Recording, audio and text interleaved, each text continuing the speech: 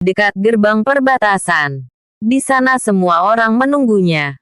Akan tetapi, Xiao Tian tak melihat si gendut dimanapun. Suasana di luar sangatlah sepi, karena sebagian warga sudah bersiap mengungsi. Jadi tak ada yang mendengar pembicaraan mereka. Karena tak melihat si gendut, Xiao Tian pun bertanya, "Hei, apa ada yang melihat si gendut?" "Entahlah. Dia menghilang sejak kau pergi ke kediaman jenderal," jawab Huang Li sambil menggendong naga kecil. "Kaibo, apa kau tahu sesuatu?" tanya Jingmi. "Dia bilang padaku, kalau dia ingin berlatih teknik berpedang," jawab Kaibo. "Begitu ya. Seperti yang diharapkan dari orang yang memiliki dendam," ucap Xiao Tian.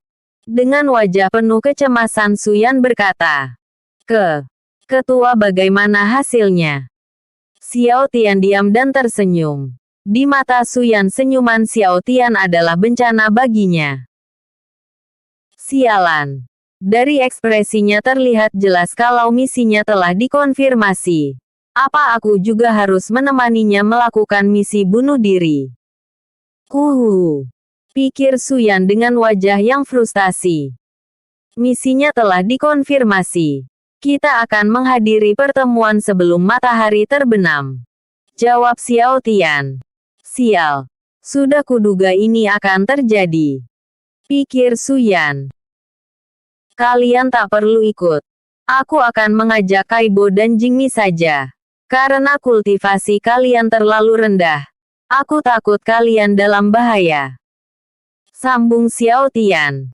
Begitu ya, syukurlah, jawab Suyan. Dasar pemalas, ucap Huang Li.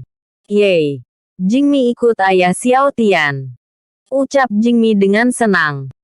Lalu apa yang akan mereka lakukan kalau kita pergi, Kak Xiao Tian? Tanya Kaibo. Tentu saja melatih diri. Sama seperti si gendut, berlatihlah. Aku mendapat beberapa bahan langka tadi. Aku akan menyuling pil agar membantu kalian berkultivasi.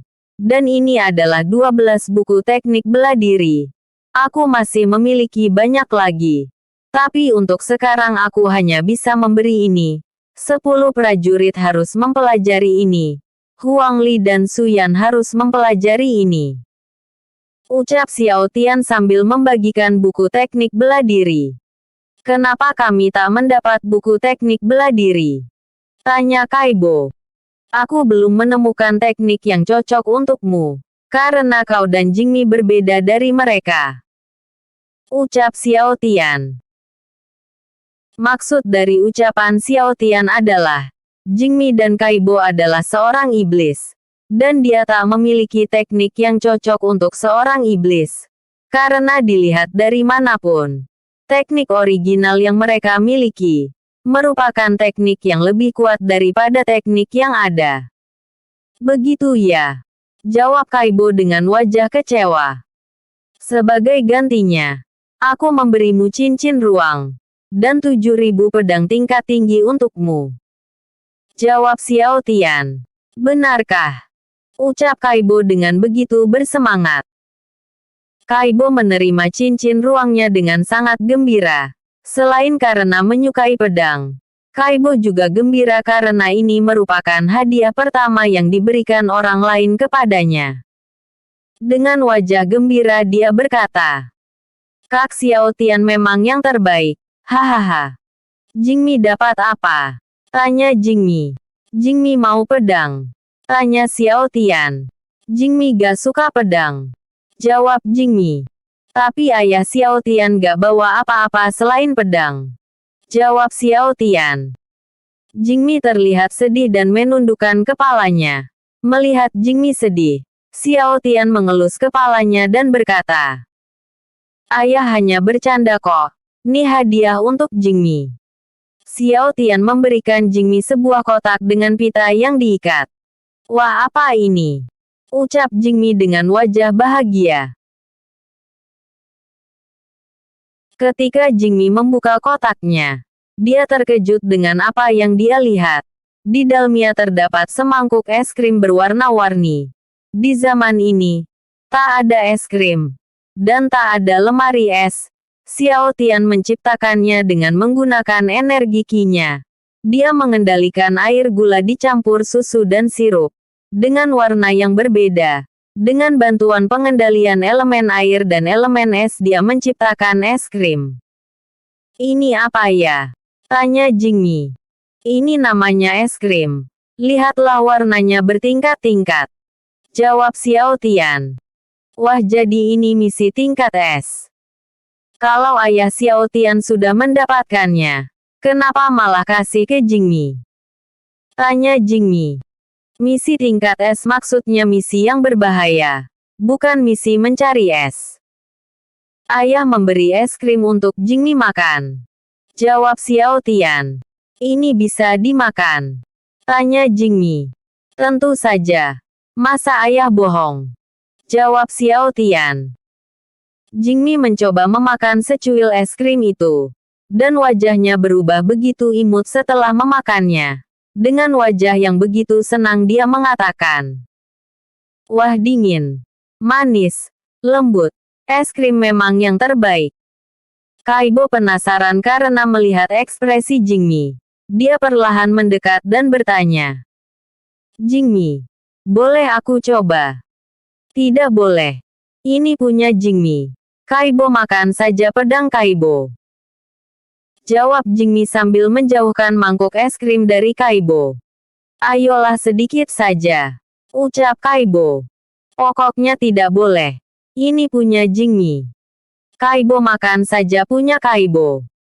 Ucap Jingmi dengan wajah kesal karena Kaibo memaksa. Tapi pedang kan tidak bisa dimakan. Ucap Kaibo. Beuye. Ledek Jingmi. Wah, saat mereka berebut sesuatu. Terlihat sangat imut ya.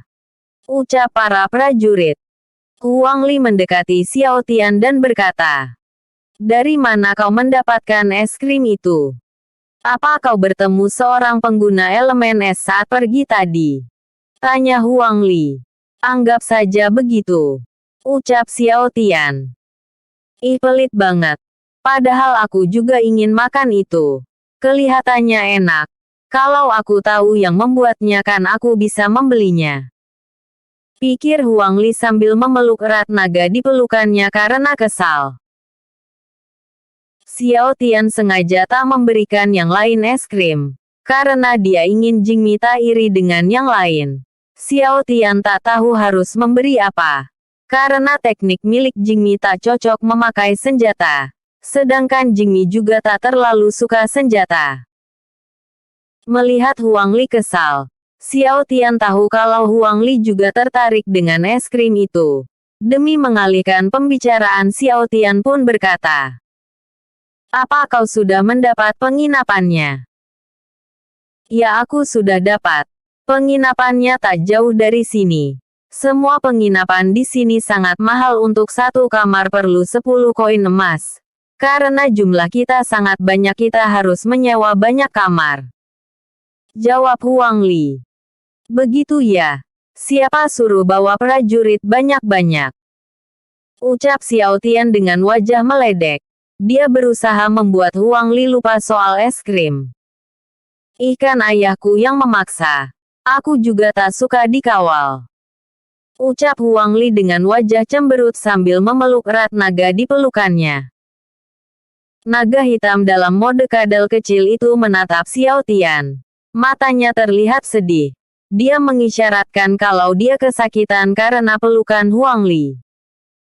Lewat telepati Xiao Tian berkata, maafkan aku nagaku. Nikmati waktumu sebentar saja. Wah, majikan kejam. Jawab naga itu lewat telepati. Aku akan mengingat jasamu. Ucap Xiao Tian lewat telepati sambil menepuk tangan satu kali. Aku belum mau mati. Huhu.